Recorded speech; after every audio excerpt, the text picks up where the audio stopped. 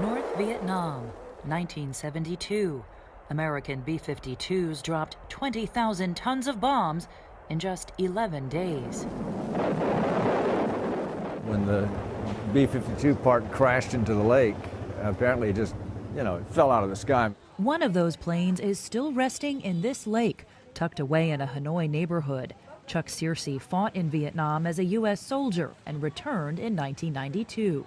The amazing thing was that we were welcomed by everyone with open arms. Searcy now advises a nonprofit working to rid Vietnam of unexploded mines. I felt a great responsibility, and I felt a great opportunity as well to represent the sentiments of a lot of my friends. I think they would very much support what I have tried to do and others in a very modest way to rebuild the relationship between the U.S. and Vietnam, and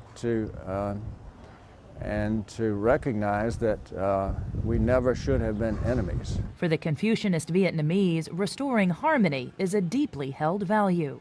When Truy Duc lost 16 years with his dad during the war, his father became a political prisoner, spending time at the infamous Hanoi Hilton before being shipped to a re-education camp. And people say, well, how can you forgive the fact that your father was taken away and you lived for 16 years without your father? And I say, well, if I'm bitter about it, it's not going to get me anywhere. It's not going to get me the 16 years back. But Duc says cultural values weren't the only reason Vietnam welcomed Americans back. There was also a need to rebuild. If you compare the 20 years of conflict to the benefit of being friends with the world, then the choice is clear. You make friends. And you can see the benefits of friendship all around this city. Vietnam is now one of the fastest growing economies in the world.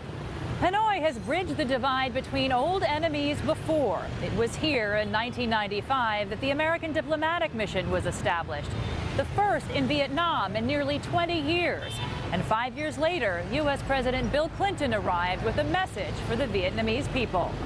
Finally, America is coming to see Vietnam, as your people have asked for years, as a country, not a war.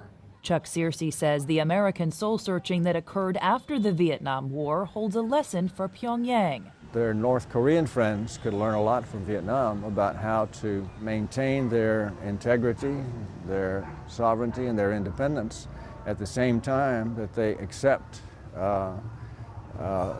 friendships and shared contributions from other countries, including the U.S. As this city's landscape shows, Vietnam is still restoring balance between reminders of war and monuments to peace.